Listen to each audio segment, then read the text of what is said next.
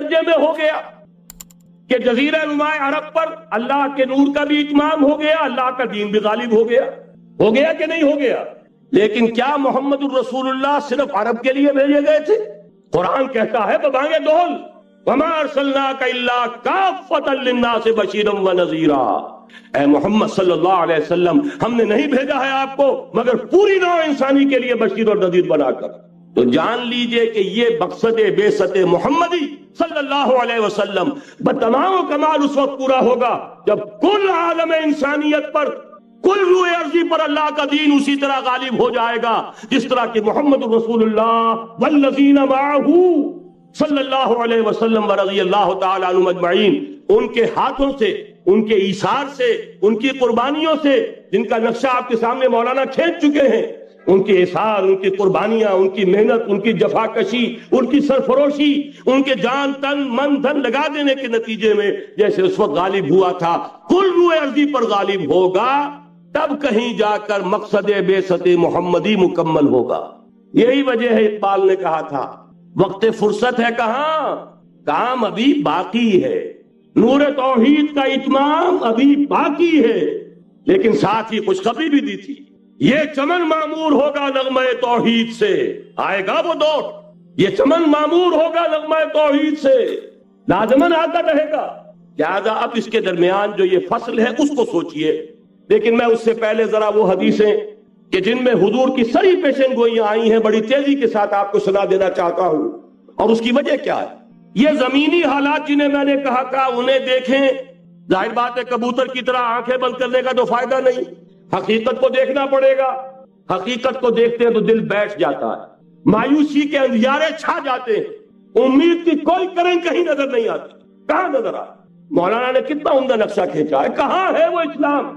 مسلمان تو ہیں 1 ارب سے زیادہ ہیں، لیکن کوئی پوچھے 1 انچ زمین دکھاؤ جہاں اسلام تم نے نافذ کیا، تو وہاں ہمارے ہاتھوں کے طوطے اڑ جائیں گے۔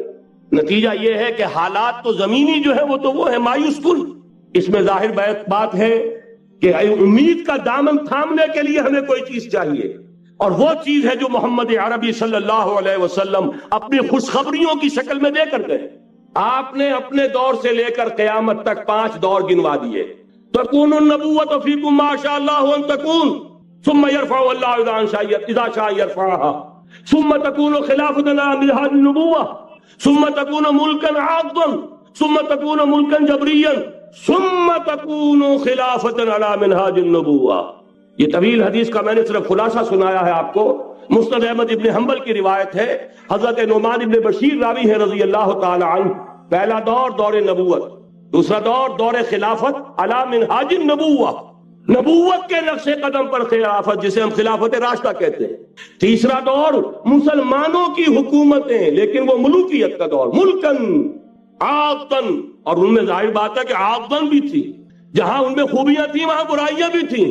وہی حجاج ابن یوسف جس نے ایک مسلمان لڑکی کے خط کے اوپر فوج بھیجی ہے، وہی حجاج ابن یوسف ہے کہ سینکڑوں تابعین کے سر اس نے قلم کرائے ہیں، وہی حجاج ابن یوسف۔ وہی خلیفہ کہ جس نے فوج کشی کی اجازت دی تھی سندھ پر، وہی خلیفہ ہے جس نے بلا کر محمد ابن قاسم کو شہید کیا ہے کہ یہ پاپولر ہوتا چلا جا رہا ہے، ملوکیت کے لیے تو اس سے بڑا خطرہ اور کوئی نہیں۔ اس لیے کہ سندھ کے ہندوؤں نے ان کے بت بنا لیے تھے۔ یہ نوجوان در جوانی توبہ کردن سیوائے پیغمبریس، یہ نوجوان اور اتنا نیک اور پارسا ان کے بت بنا کر مندروں میں رکھ دیے گئے۔ اندیشہ ہو گیا کہ یہ تو پاپولر ہو گیا تو ہمارے خلاف بغاوت کر دے گا، بلا کر شہید کر دیا گیا۔ بہرحال تیسرا دور تھا وہ ملکن عاضن، کٹ کھلی ملوکیت۔ چوتھا دور تھا ملکن جبرین، غلامی کی ملوکیت۔ پہلے کم سے کم بادشاہ مسلمان نام کے تو تھے، اب تو ہم ملکہ برطانیہ کے زیر نگیں تھے، تاج برطانیہ کے غلام تھے، کہیں بلندیزیوں کے غلام تھے، کہیں کسی اور کے غلام تھے، کہیں اطالویوں کے غلام تھے، کہیں فرانسیسیوں کے غلام تھے۔ یہ چوتھا دور نوٹ کر لیجئے، آدھا ختم ہو گیا، آدھا باقی ہے۔ براہ راست غلامی کا دور ختم ہو گیا، لیکن ریموٹ کنٹرول والی انہی کی غلامی اب بھی چل رہی۔ فیصلہ وہی ہے جو مولانا کا تسبیح یا امریکہ یا امریکہ یا امریکہ، وہی لوگ، وہی ذہن، وہی ان کی بود و باش، وہی ان کی معاشرت، وہی ان کی سوچ، وہی ان کے اقدار، وہی ان کے نظریات، وہی ان کی معاشیات، وہی ان کی معاشرت، ہر شے وہی ہے۔ صرف رنگ کا فرق ہے اور کچھ نہیں. نظام ابھی وہی ہے, چلانے والے بھی انہی کے پرستار ہیں, بلکہ ریموٹ کنٹرول سے وہی چلا رہے ہیں. وہ تو آپ کے بجٹ کا بھی فیصلہ کرتے ہیں, آپ کی الیکٹریسٹی کے ریٹس بھی معین کرتے ہیں. تو حال یہ ہے کہ ابھی وہ چوتھا دور ختم نہیں ہوا. فرق صرف یہ ہے کہ ڈائریکٹ کی بجائے ریموٹ کنٹرول ہے. لیکن حضور کی خوشخبری یہ ہے ثم تکون خلافۃ علی منہاج النبوہ, پھر ایک دور آئے گا خلافت علی منہاج النبوہ کا. یہ محمد رسول اللہ کی نوید ہے. وہو صادق المصدوق, وہ سچے ہیں, ان کی صداقت پر خود اللہ گواہ ہے. لہذا وہ دور آ کر رہے گا, اس میں کسی بھی بندے مومن کے لیے کسی شک و شبے کی کوئی گنجائش نہیں. اگلی حدیث اگلی سنیے. اب جب یہ دور آئے گا تو عالمی ہوگا, جیو ورلڈ آرڈر نہیں ہوگا, جسٹ ورلڈ آرڈر ہوگا. یہ نیو ورلڈ آرڈر NWO, حقیقت میں جیو ورلڈ آرڈر ہے JWO, لیکن اسی کو بدلنا ہے جسٹ ورلڈ آرڈر آف اسلام, اور وہ گلوبل ہوگا. 2 حدیثوں کا تذکرہ کر دوں. حضرت ثوبان حضور کے ایک آزاد شدہ غلام تھے. وہ روایت کرتے ہیں, مسلم شریف کی روایت ہے, یہ صحیحین میں فرماتے ہیں کہ حضور نے ارشاد فرمایا ان اللہ زوالی الارض فرأیت مشارقها ومغاربها وان امتی سیبلغ ملکها ما زوی منها رواہ مسلم رحمہ اللہ. حضور فرماتے ہیں اللہ تعالیٰ نے میرے لیے پوری زمین کو لپیٹ دیا, یہاں تک کہ میں نے اس کے سارے مشرق دیکھ لیے, سارے مغرب دیکھ لیے. اور سن لو مجھ سے, ٹیک اٹ فرام می, میری امت کی حکومت ان تمام علاقوں پر قائم ہو کر رہے گی جو مجھے زمین کو لپیٹ کر اور سکیڑ کر دکھا دیے گئے. گلوبل ہوگی کہ نہیں؟ دوسری حدیث سنیے, یہ پھر مسند احمد ابن حنبل کی ہے. حضرت مقداد ابن اسود رضی اللہ تعالی عنہ فرماتے ہیں حضور نے فرمایا لا يبقى على ظهر الارض بيت وبر ولا مدر الا ادخله الله كلمة الاسلام بعز عزيز وذل ذليل اما يعزهم الله فيجعلهم من اهلها او يذلهم فيدونون لها. یہ ہے حدیث مسند احمد ابن حنبل کی. اور حضرت مقداد فرماتے پھر میں نے کہا اچھا تب تو ہو جائے گی وہی بات وَيَكُونَ الدِّينُ كُلُّهُ لِلَّهِ, دین کل کا کل اللہ کے لیے ہو جائے گا. حدیث کا ترجمہ یہ ہے کہ حضور نے فرمایا روئے زمین پر نہ کوئی اینٹ گارے کا بنا ہوا گھر رہے گا, نہ کوئی اونٹ کے بالوں کے بنے ہوئے کمبلوں کا خیمہ رہے گا جس میں اللہ تعالیٰ کلمہ اسلام کو داخل نہ کر دے. لیکن یہ داخلہ 2 طریقے سے ہوگا, بعز عزیز وذل ذلیل, یا صاحب عزت کے اعزاز کے ساتھ, یا کسی مغلوب کی مغلوبیت کے ساتھ. یعنی یا تو اللہ تعالیٰ ان کا اعزاز فرمائے گا اور وہ کلمہ اسلام کے خود قائل ہو جائیں گے. جب گھر والا خیمے والا اسلام لے آئے گا تو اسلام اس کے گھر میں داخل ہوگا, اس کو بھی عزت نصیب ہوگی. وَلِلَّهِ الْعِزَّةُ وَلِرَسُولِهِ وَلِلْمُؤْمِنِينَ, عزت تو حق ہے اللہ کا, اس کے رسول کا اور اہل ایمان کا. اور اگر وہ اسلام قبول نہیں کرے گا تو یوت الجزیۃ عن ید وہم صاغرون, چھوٹے ہو کر رہنا پڑے گا, جزیہ دینا ہوگا, اسلام کی بالادستی قبول کرنی ہوگی. بتائیے اس کے بعد بھی کوئی شک ہے؟ یہ ہے آسمانی نقشہ. یہ اللہ فرما رہے ہیں واللہ متم نورہ ویابی اللہ الا یتم نورہ لیظہرہ علی الدین کلہ ولو کرہ المشرکون. یہ اللہ کا فیصلہ ہے. ادھر یریدون لیطفئوا ہے, یہ زمینی نقشہ ہے. اب شکل کیا ہے؟ اب میں آپ سے عرض کر دوں کہ ان دونوں کے مابین جو خلا نظر آ رہا ہے, کوئی شخص یقین کے ساتھ نہیں کہہ سکتا کہ اب حالات کا کیا رخ ہوگا. اس لیے کہ ظاہر بات ہے قرآن مجید میں مستقبل کے بارے میں خود حضور سے کہلوایا گیا وَإِنْ أَدْرِي أَقَرِيبٌ أَمْ بَعِيدٌ مَا تُوعَدُونَ. لوگوں مجھے معلوم نہیں ہے کہ جس بات کی تمہیں خبر دی جا رہی ہے وہ قریب آ چکا ہے یا دور ہے. وَإِنْ أَدْرِي لَعَلَّهُ فِتْنَةٌ لَكُمْ وَمَتَاعٌ إِلَىٰ حِينٍ, اور میں نہیں جانتا, ہو سکتا ہے اللہ کچھ اور مہلت دے دے تمہیں اور کچھ اور آزمائش جو ہے اس کے لیے تمہارے لیے کوئی اور مہلت عطا فرما دے, ہو سکتا ہے. تو میں بھی کسی دعوے سے نہیں کہہ رہا, لیکن 2 امکانات ہیں. امکان نمبر 1 کیا ہے؟ ابھی عالم اسلام کا ایک سالڈ بلاک ہے جو یہودی ورلڈ آرڈر کی نگاہوں میں کھٹک رہا ہے. میں کھٹکتا ہوں دل یزداں میں کانٹے کی طرح. اگرچہ ان کی اسٹریٹجی کیا ہے, ایک ایک کر کے ان کے حصے بکھرے کر کے تیا پانچا کرو. ابھی وہ بلاک کون سا ہے؟ ایران ہے, افغانستان ہے, پاکستان ہے اور روسی ترکستان سے آزاد ہونے والی جو ریاستیں ہیں, یہ ایک سالڈ بلاک. یہ عجمی مسلمان ہے, عربی نہیں. عربی گئے, یہ نوٹ کر لیجئے. اس لیے کہ عربوں کو اللہ نے فضیلت دی تھی محمد ان میں سے تھے صلی اللہ علیہ وسلم، یہ رتبہ بلند ملا جن کو مل گیا۔ لیکن ساتھ ہی اللہ نے دھمکی بھی دے دی تھی سورہ محمد میں، ان تتولوا یستبدل قوما غیرکم، اگر تم پیٹھ دکھا دو گے اس مشن کو جو ہم نے تمہارے حوالے کیا ہے، تمہیں ہٹائیں گے، کسی اور کو لے آئیں گے۔ اور یہ بات ہو چکی ہے 13ویں صدی عیسوی میں 1258 میں، جب سقوط بغداد ہوا ہے، عربوں کے ہاتھ سے عالم اسلام کی قیادت چھین لی گئی، معذول کر دیا۔ اس کے بعد قیادت کن کے ہاتھوں میں آئی؟ ترکوں کے ہاتھ، ترکان تیموری ہندوستان میں، ترکان صفوی ایران میں، ترکان سلجوقی مڈل ایسٹ میں، اور ترکان عثمانی کا تو کہنا ہی کیا ہے، وہ ایشیا مائنر سے چل کر آپ کو معلوم ہے کہ مشرقی یورپ کا کتنا بڑا علاقہ، دی گریٹ آٹومان امپائر اس صدی کے آغاز تک قائم تھی۔ اس صدی میں عجیب عجیب معجزے ہوئے ہیں۔ گریٹ آٹومان امپائر جو 3 بر اعظموں پر محیط، نام و نشان ختم۔ The great U S S R, نام و نشان ختم۔ اب تو روس صاحب ایک ملک کی حیثیت سے رہ گئے۔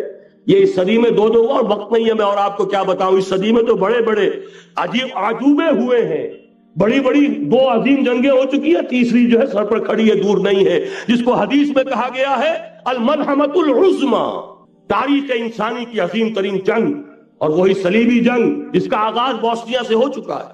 بہرحال اس وقت جو میں کہہ رہا تھا، ورنہ میرے پاس تو یعنی یہ کہ درد دل کہنے کے لیے وقت نہیں ہے، مجھے اپنی بات کو محدود کرنا پڑ رہا ہے، لیکن میں اب آ رہا ہوں اصل موضوع کی طرف، کہ ایک امکان تو یہ ہے کہ اس بلاک میں اسلام کا احیاء ہو، اور اس کے لیے کچھ نویدیں بھی موجود ہیں، احادیث نبویہ۔ وہ تو آپ نے سنا ہوگا اقبال کا شعر، میرے عرب کو آئی ٹھنڈی ہوا جہاں سے، میرا وطن وہی ہے، میرا وطن وہی ہے۔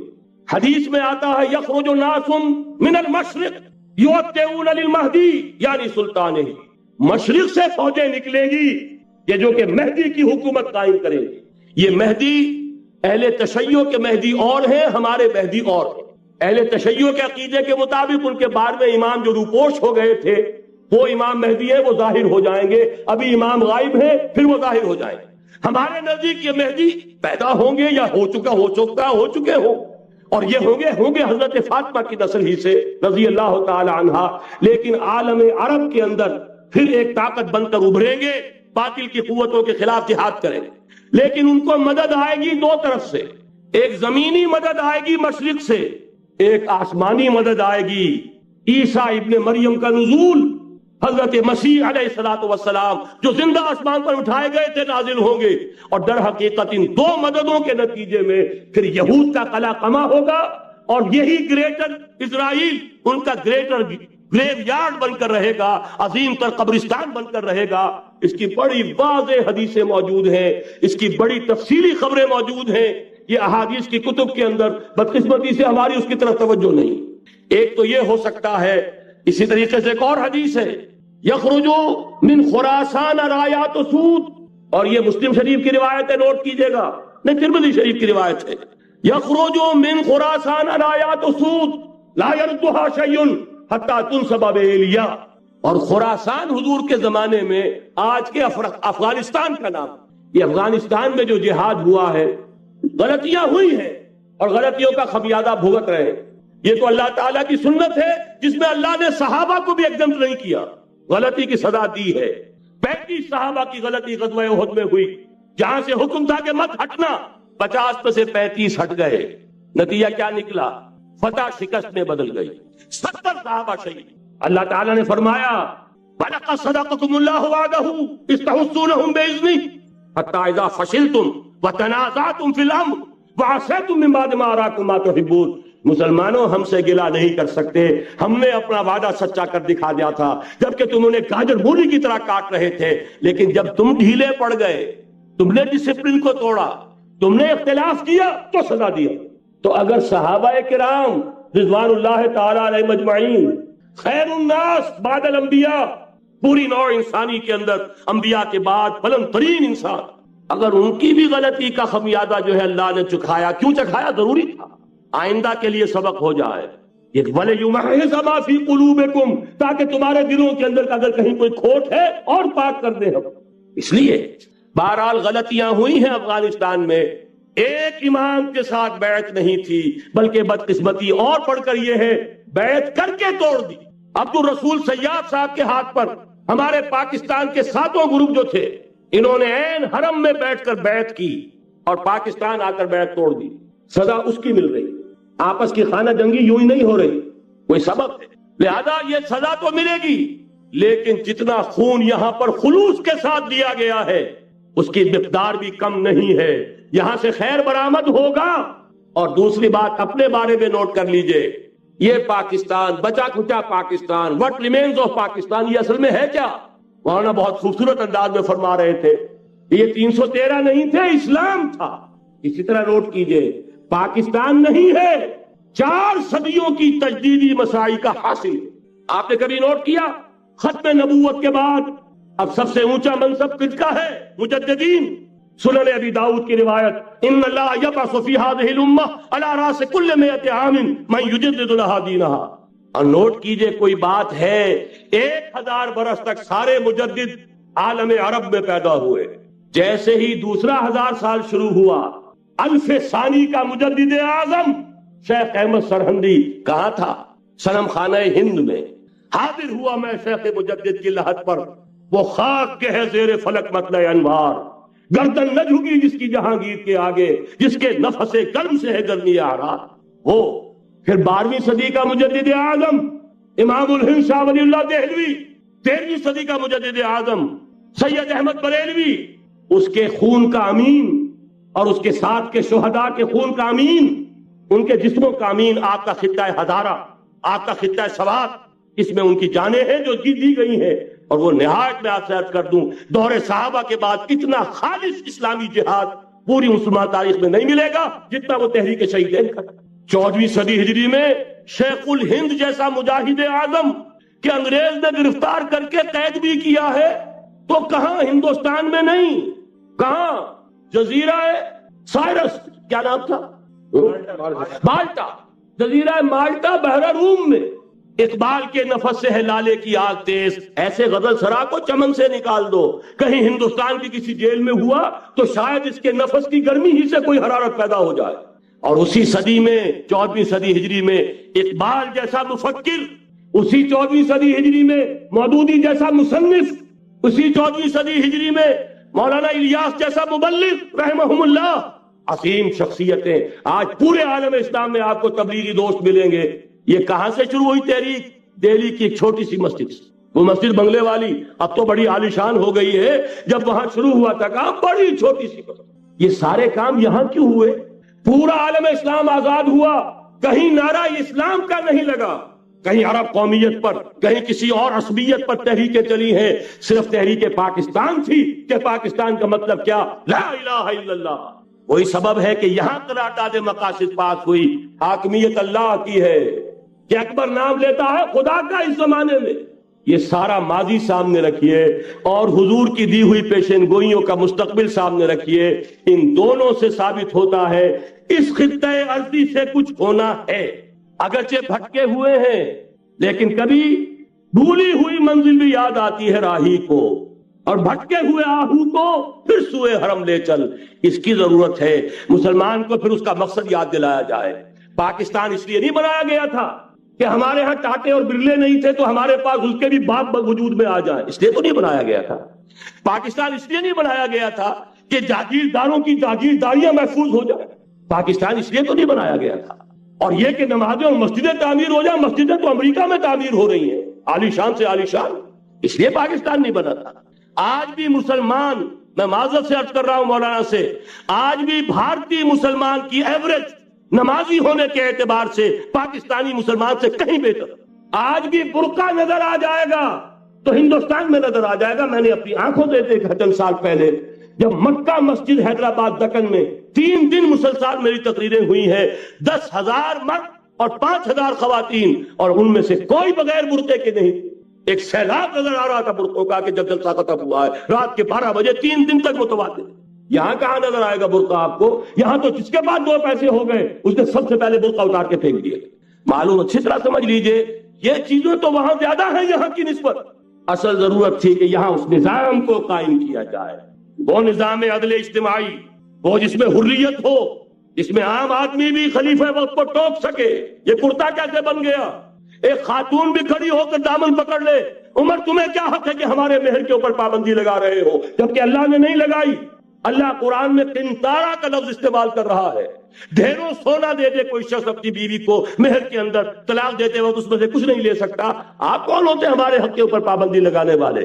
اور عمر نے کہا آج ایک بڑھیا نے اب عمر کو دین سکھایا، آرڈیننس واپس۔ حضرت سعد بن ابی وقاص رضی اللہ تعالی عنہ جو فاتح ایران تھے، وہ گورنر ایسے ہی نہیں بن گئے تھے ریوڑیاں بٹی ہو اور گورنری مل گئی ہو، وہ تو خود فاتح تھے ایران کے، اس لیے گورنر تھے۔ صرف ایک پرچہ پہنچا ہے بارگاہ خلافت میں، حضرت عمر فاروق کے پاس انفارمیشن آئی، سعد نے اپنے گھر کے باہر ڈیوڑی بنا لی ہے اور ایک دربان کھڑا کر دیا، حضرت بلال کو بھیجا ہے رقعہ دے کر، اور یہ حکم تھا کہ بلال پہلے تو جاتے ہی ڈیوڑی میں آگ لگا دینا، پھر یہ رقعہ دینا میرا۔ اور رقعے میں لکھا ہوا تھا اے سعد، لوگوں کو ان کی ماں نے آزاد کرنا تھا، تم نے انہیں اپنا غلام کب سے بنا لیا ہے؟ یہ دربان کھڑے کر دیا اپنے آگے۔ وہ حریت، وہ مساوات کہ جا رہا ہو خلیفہ وقت اور چارج لینے جا رہا ہے بیت المقدس کا، کوئی ذاتی علاج کے لیے نہیں جا رہا، سیر و سیاحت کے لیے نہیں جا رہا، چارج لینے کے لیے بالکل سرکاری وزٹ ہے، آفیشل وزٹ ہے، اسٹیٹ وزٹ ہے۔ اور حال کیا ہے؟ 700 میل کا فاصلہ طے کرنا اور ایک اونٹنی، کوئی انٹوریج نہیں، کوئی خدم و حشم نہیں، کوئی جمبو جٹ بھرے ہوئے نہیں، کچھ نہیں، ایک اونٹنی ایک خادم۔ اس ایک اونٹنی پر چونکہ راستے کا راشن بھی ہے لہذا 2 آدمی نہیں بیٹھ سکتے، ایک بیٹھ سکتا۔ ایک منزل خلیفہ وقت بیٹھا ہوا ہے اوپر اور خادم نکیل پکڑ کر چل رہا ہے، اگلی منزل خادم اوپر بیٹھا ہے اور خلیفہ وقت عمر بن الخطاب رضی اللہ تعالی عنہ اور وہ آگے آگے نکیل پکڑ کر چل رہا ہے۔ یہ نظام چاہیے آج نوع انسانی، اس کے انتظار میں، اس کی تلاش میں نوع انسانی نے کتنے تجربے کر لیے، کیسی چھلانگیں لگائی، ملوکیت ختم کی، آسمان سے گرا کھجور میں اٹکا، جمہوریت آئی نام نہاد، لیکن وہ سرمایہ دارانہ نظام بن کر آگے سے بڑھ کر لعنت بن گئی۔ پہلے جاگیردار مسلط تھا، اب سرمایہ دار اور کارخانے دار مسلط ہو گیا۔ اس سے نکلنے کے لیے زور لگایا، کمیونزم کی طرف گئے، چھلانگ لگائی، اب ایک پارٹی ڈکٹیٹر بن کر بیٹھ گئی۔ انسان رست از یک بند کا استاد در بندے دیگر، ایک چیز سے غلامی سے نجات پاتا ہے، دوسری میں پھنس جاتا ہے۔ اور کیوں؟ کہ وہ نظام عدل اجتماعی جو محمد عربی کو دے کر بھیجا گیا تھا، اس کے کسٹوڈین سوئے ہوئے، اس کے کسٹوڈین کو اندازہ ہی نہیں۔ یہ نسخہ تو ہمارے پاس تھا، ہمیں عمل کرنا تھا اور دنیا کے سامنے پیش کرنا تھا۔ پاکستان بنایا اس لیے گیا تھا کہ ہم اس کا ایک نمونہ دنیا کے سامنے پیش کریں گے۔ قائد اعظم نے فرمایا تھا کہ ہم یہ چاہتے ہیں کہ پاکستان کی صورت میں عہد حاضر میں اسلام کے اصول حریت و اخوت و مساوات کا ایک نمونہ قائم کر کے دکھانا۔ کہاں ہے وہ؟ بھٹک گئے، سو گئے۔ بہرحال اب بھی وقت ہے، جب تک سانس تب تک آس۔ میرے عزیز نے تو ڈرایا ہے اور صحیح ڈرایا ہے۔ اللہ تعالیٰ نے 25 برس انتظار کیا تھا، پہلے عذاب کا کوڑا پھر مارا ہماری پیٹھ پر۔ وَلَنُذِيقَنَّهُم مِّنَ الْعَذَابِ الْأَدْنَىٰ دُونَ الْعَذَابِ الْأَكْبَرِ، بڑے عذاب سے پہلے چھوٹا عذاب کا مزہ چکھائیں گے۔ لَعَلَّهُمْ يَرْجِعُونَ، شاید کہ لوٹ آئیں۔ وہ ہم سے 1000 میل کے فاصلے پر ہوا تھا، اگرچہ 93,000 ہمارا کڑیل جوان، جن میں غالباً 43,000 فوجی، اور یہ کہ تقریباً اتنی تعداد میں جو غیر فوجی تھے، وہ اس ہندو کے غلام بنے، قیدی بنے، جن پر 800 برس تک، کہیں 600 برس تک، کہیں 1000 برس تک حکومت کی تھی۔ اتنی بڑی شکست کا کلنک کا ٹیکا ہماری پیٹھ پر پڑا۔ پہلے عذاب کا کوڑا آ گیا تھا، 25 برس ہو گئے تھے، قمری حساب سے نوٹ کر لیجئے، یہ نہ سمجھیے 24.25 برس ہوئے تھے، 24.25 برس قمری حساب سے 25 برس تھے۔ اور اب نوٹ کر لیجئے اگلے 25 برس کے پورے ہونے میں اگلے رمضان کی 27 تاریخ تک صرف مہلت ہے، نصف صدی پوری ہوا چاہتی۔ کوئی عجب نہیں اس عذاب الادنا کے بعد ہم جاگے نہیں، ہوش میں نہیں آئے، کوئی عجب نہیں کہ بڑے عذاب کا کوڑا ہماری پیٹھوں کو برس جائے۔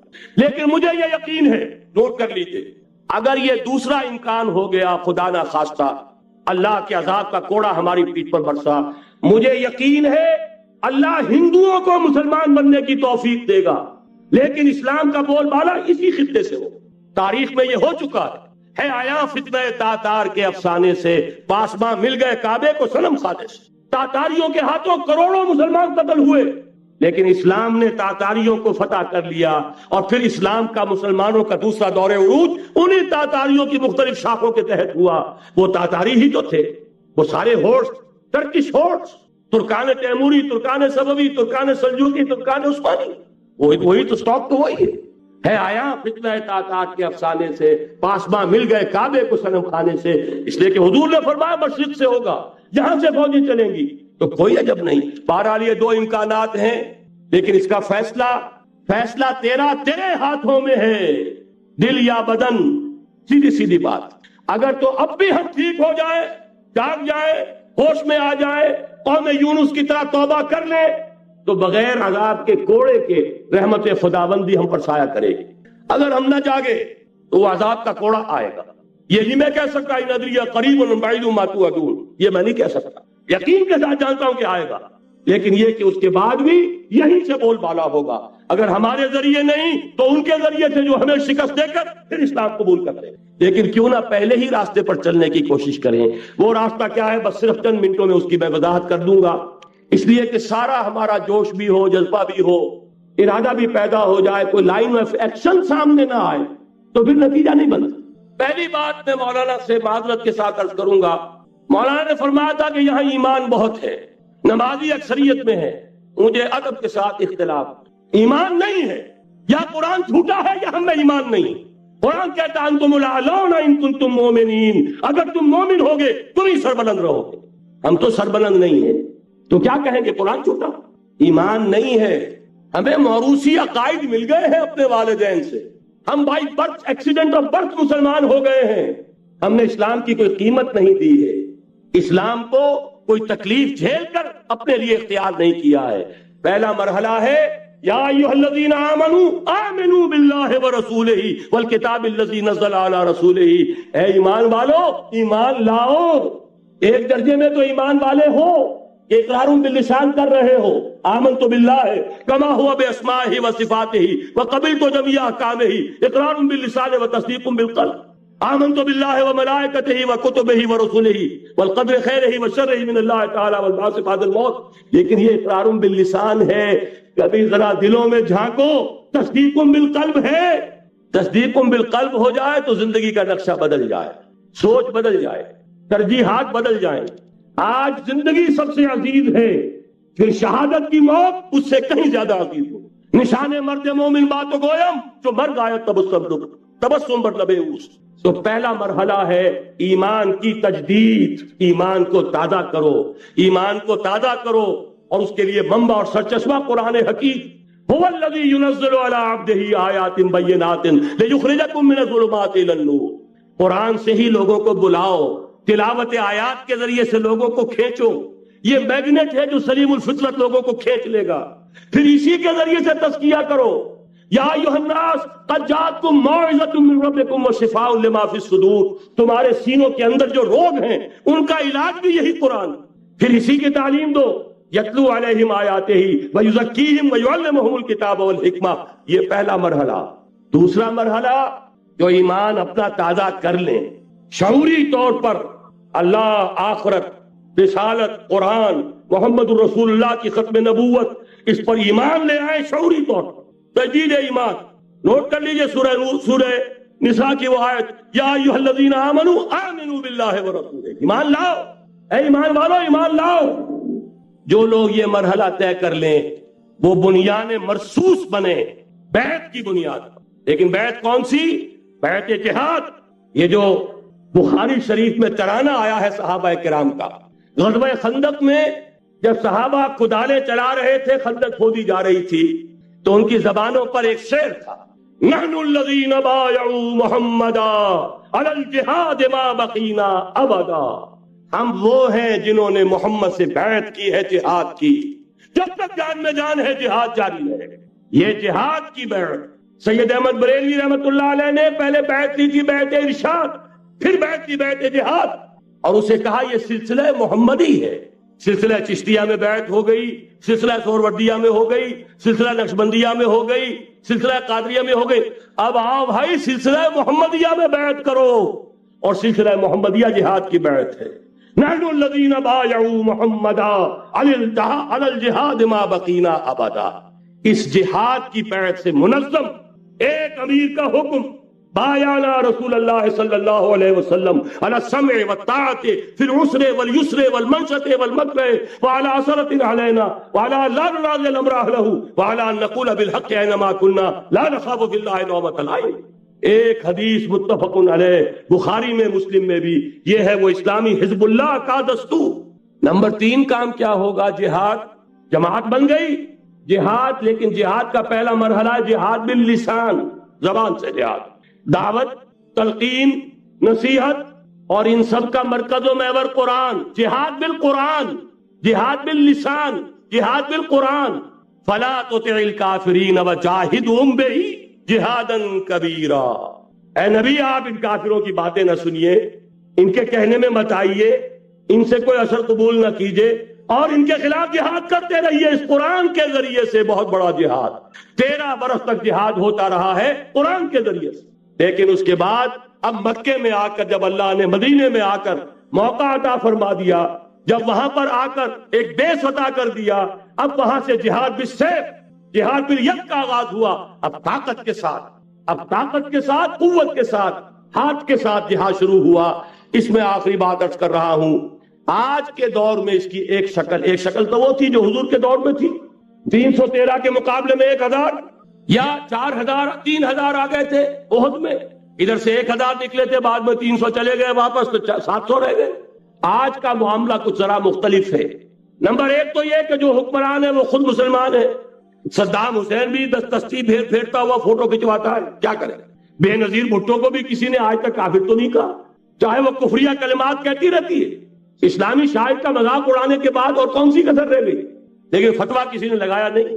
اسی طریقے سے حسنی مبارک کو بھی کسی نے نہیں کہا کہ کافر ہے، لہذا مسلمان ہی حکمران ہے۔ نمبر 1 وہاں یہ تھا، ایک طرف کافر، ایک طرف اہل ایمان، کلیئر کٹ جو ہے معاملہ موجود تھا۔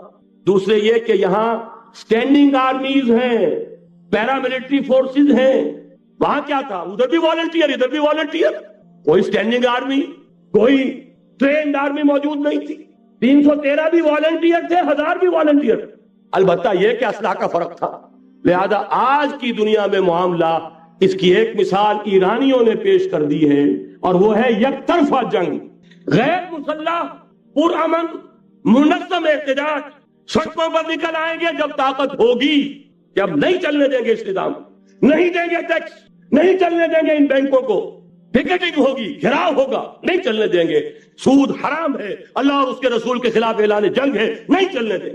لیکن اس کے لیے پہلے طاقت ہو، صداقت کے لیے جس دل میں مرنے کی طرف، پہلے اپنے پیکرے خاکی میں جان پیدا کرے۔ محمد عربی نے مکے میں نہیں شروع کر دیا تھا جہاد صلی اللہ علیہ وسلم، حالانکہ 150-200 آدمی تو وہاں بھی موجود تھے، لیکن یہ کہ نہیں، آپ حالات، عالم اسباب ہے، اس کا جائزہ لے کر کوئی قدم اٹھائیں گے۔ قرآن میں خود کہا گیا ہے، اے مسلمانوں، پہلے تم 10 پر 1 بھاری تھے، اب تمہارے اندر الآن فیکم ضعفا، اب کچھ کمزوری آ گئی ہے، اب 2 پر 1 بھاری رہے گا۔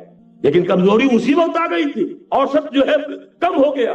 نئے جو مسلمان ہوئے تھے ان کی وہ پختگی تو نہیں تھی جو مکے کے مہاجرین کی تھی، جو ان آزمائشوں کی بھٹیوں میں سے گزر کر آئے تھے، جو کندن بن کر نکلے تھے ان آزمائشوں کی بھٹیوں سے۔